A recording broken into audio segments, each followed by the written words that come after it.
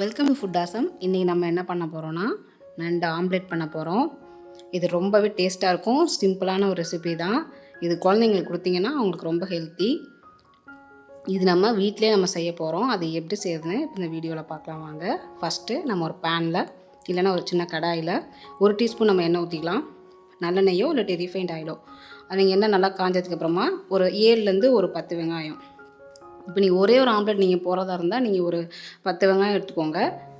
இல்லை நீங்கள் நிறையா ஆம்லேட் நீங்கள் 2-3 நீங்கள் போட போகிறதுனா நீங்கள் சின்ன வெங்காயம் அதிகமாக நீங்கள் சேர்த்துக்கோங்க. அதுக்கப்புறமா கொஞ்சம் கருவேப்பிலை ஆட் பண்ணிக்கலாம். இப்போ நீங்கள் இந்த வெங்காயமும் கருவேப்பிலையும் நல்லா அந்த வாசனை வர்ற வரைக்கும் நீங்கள் நல்லா நீங்கள் வதக்கிக்கணும். ரொம்ப வதக்க வேண்டாம். ஏன்னா அந்த க்ரன்ச் உங்களுக்கு ஆம்லேட்டோட சாப்பிடும்போது நல்லா டேஸ்ட்டாக இருக்கும். அதனால் நீங்கள் ரொம்ப வதக்கிட வேண்டாம். இப்போ நம்ம 2 எக்கு நம்ம நல்லா பீட் பண்ணிக்கலாம்.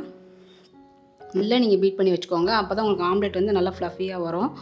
இப்போ நல்லா பீட் பண்ணியாச்சு. இந்த டைம் நம்ம உப்பு ஒரு 1/4 டீஸ்பூன் நம்ம ஆட் பண்ணிக்கலாம்.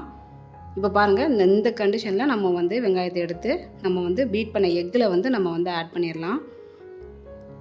நீங்கள் நண்டு ஆம்லேட்டில் நீங்கள் வெங்காயம் நிறையா நீங்கள் சேர்த்திங்கன்னா தான் நல்லா டேஸ்ட்டாக இருக்கும். ஜென்ரலாகவே ஆம்லேட்டில் நீங்கள் வெங்காயம் நிறையா போட்டால் ரொம்பவே அருமையாக இருக்கும். அதனால் நீங்கள் ஆம்லேட்டில் நீங்கள் நிறைய வெங்காயம் ஆட் பண்ணிக்கோங்க. இப்போ நம்ம வதக்கின வெங்காயத்தை ஆட் பண்ணதுக்கப்புறமா அதையும் நல்லா பீட் பண்ணியாச்சு. இப்போ நம்ம காரத்துக்கு மிளகுத்தூள் ஒரு 3/4 டீஸ்பூன் நம்ம ஆட் பண்ணிக்கலாம். நீங்கள் குழந்தைங்களுக்கு கொடுக்குறதுனா நீங்கள் இந்த பெப்பரை கொஞ்சம் கம்மியாக நீங்கள் ஆட் பண்ணிக்கோங்க.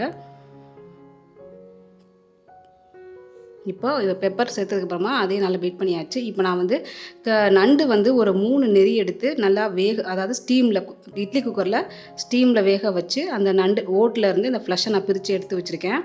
இதில் உப்பு எதுவுமே நம்ம ஆட் பண்ண வேண்டாம். நீங்கள் நண்டு அப்படியே நீங்கள் இட்லி பாத்திரத்தில் வச்சு நீங்கள் வேக வச்சிங்கன்னா உங்களுக்கு நல்லா வெந்துடும். உங்களுக்கு நல்லா வெந்ததுக்கப்புறமா நீங்கள் ஆற வச்சுட்டு அந்த ஓட்டிலேருந்து நீங்கள் ஃப்ளஷை எடுத்து நீங்கள் அந்த மாதிரி நீங்கள் சேர்த்துக்கோங்க. ஏன்னா அந்த நண்டு வேகிறதுக்கு உங்களுக்கு ரொம்ப நேரம்லாம் ஆகாது. மிஞ்சி போனால் ஒரு 3 to 4 மினிட்ஸ் தான் உங்களுக்கு ஆகும். மீடியம் ஃப்ளேமில் வச்சு நீங்கள் இட்லி பாத்திரத்தை வேக வச்சிங்கன்னா நீங்கள் நல்லா வெந்துடும். இல்லை உங்கள்கிட்ட ஸ்டீமர் இருந்தால் கூட அதில் கூட நீங்கள் வேக வச்சு எடுத்துக்கோங்க. நண்டு கால் அந்த நெறி 2யுமே நீங்கள் வச்சு வேக வச்சிங்கன்னா நல்லா நிறைய ஃப்ளஷ் கிடைக்கும் உங்களுக்கு.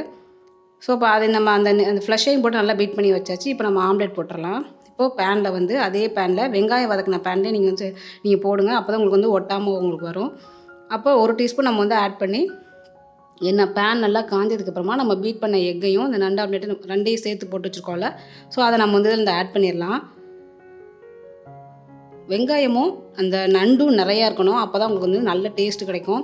இன்னும் உங்களுக்கு எக்ஸ்ட்ரா நிறையா டேஸ்ட் வேணும் அப்படின்னு நீங்கள் நினச்சிங்கன்னா நண்டு குழம்போ இல்லாட்டி நீங்கள் நண்டு ஃப்ரையோ இருக்கும்ல, அந்த மசாலாவை நீங்கள் இந்த எக்கில் நீங்கள் சேர்த்து நீங்கள் பீட் பண்ணிட்டீங்கன்னா நல்லா உங்களுக்கு டேஸ்ட் கிடைக்கும் உங்களுக்கு.